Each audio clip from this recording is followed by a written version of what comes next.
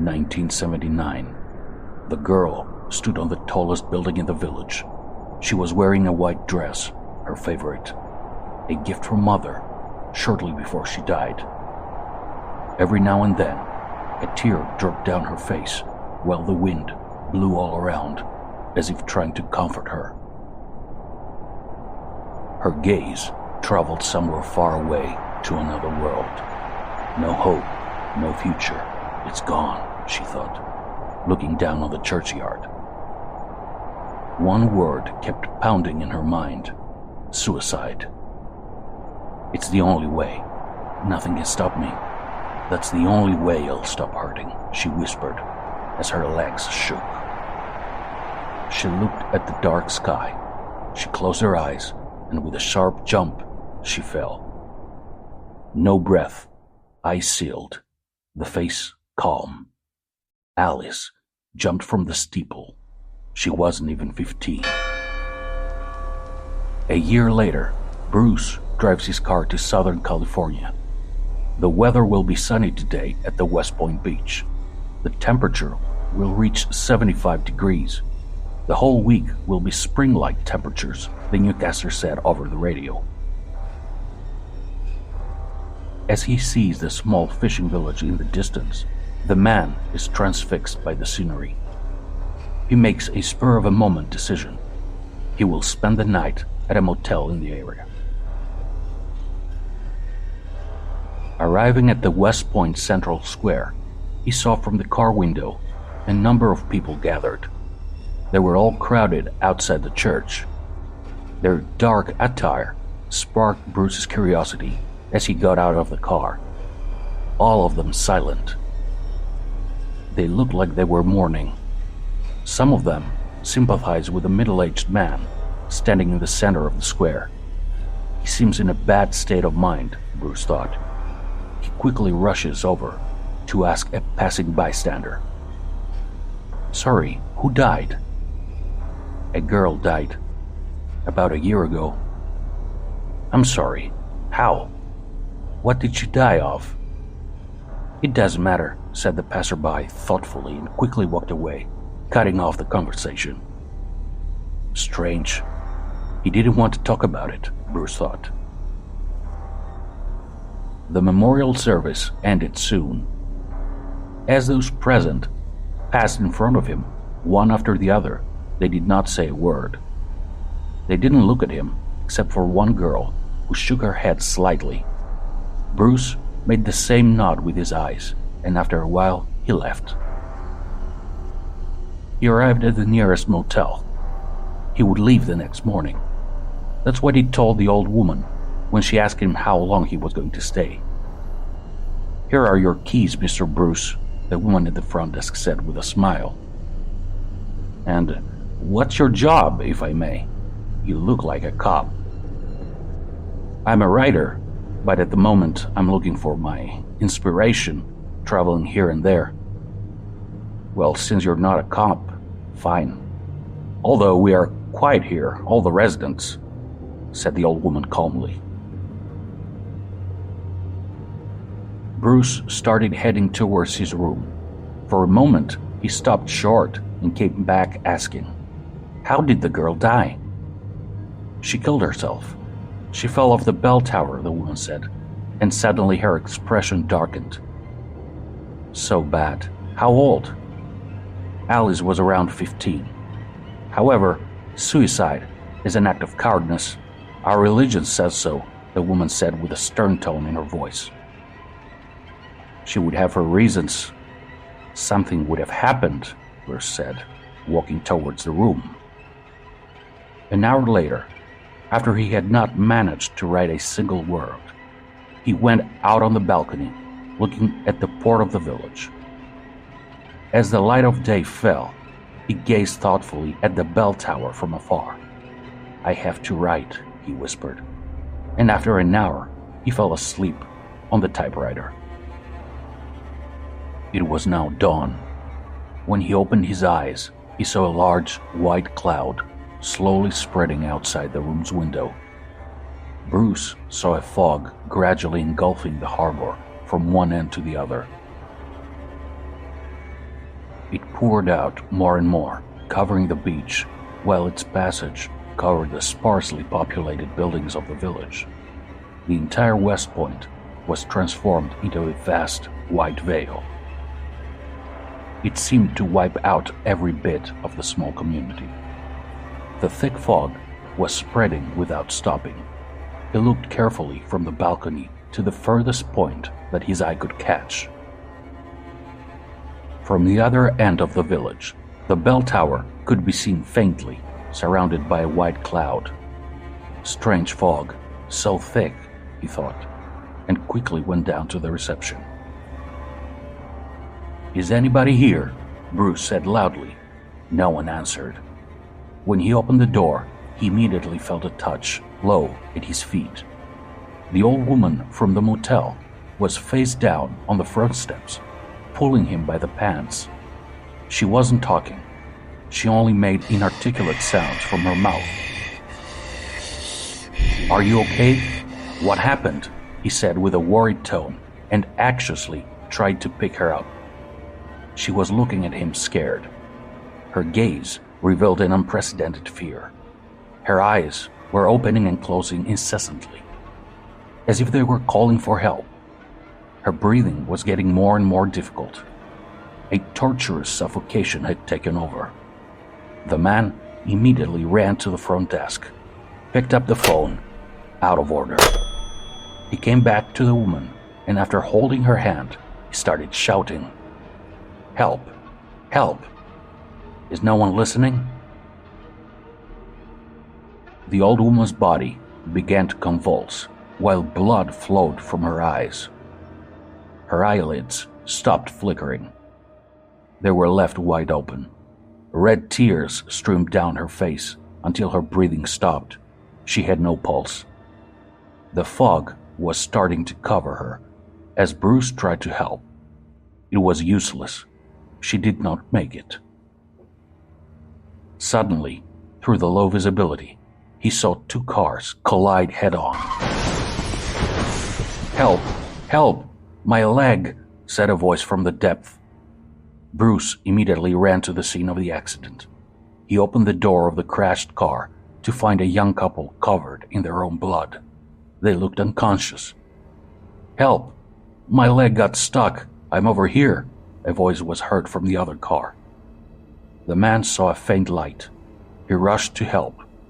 He recognized the driver. He had asked him about Alice's suicide. After lifting him by the hands, he carefully pulled him from his seat. His leg was crushed.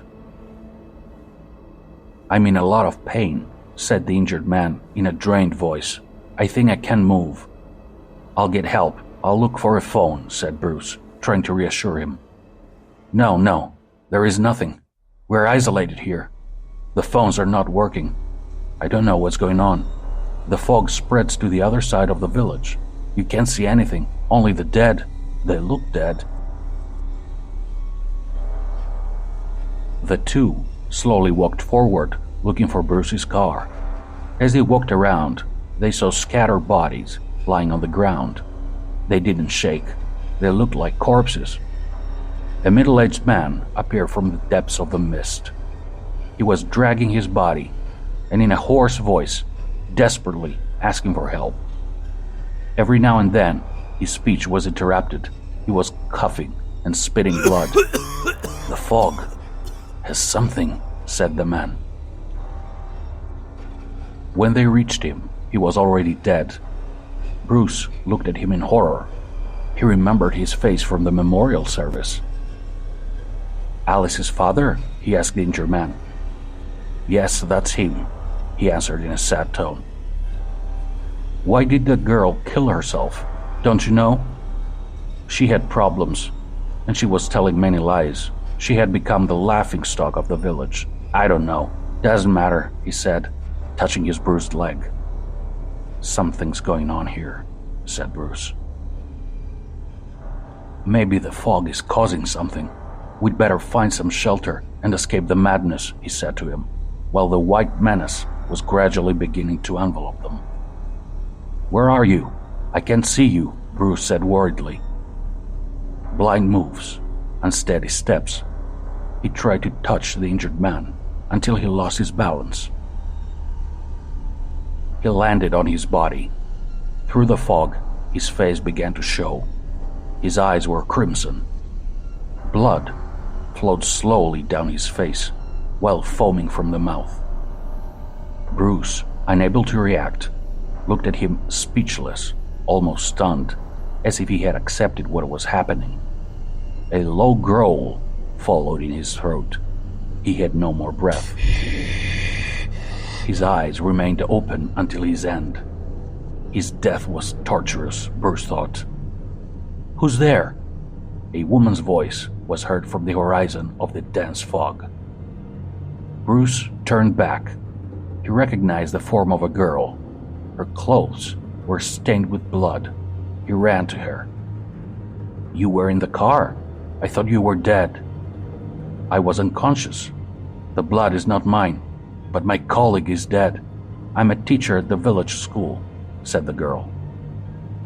"I saw you at the memorial service," Bruce replied. "Are you okay?" A little dazed, answered the young teacher. "They are dead," she whispered with terror on her face. "We have to get out of here." It was impossible to find Bruce's car. The mist that hovered in front of them seemed to pass them by. It was there before them. Every street in the village was covered by this mysterious veil. After some time, they arrived at the church. They would find refuge here. They would wait for the fog to go away. "She did everything," the parish priest shouted as he left the sanctuary. "The demon has taken over her. Revenge, only revenge. That's what she wants."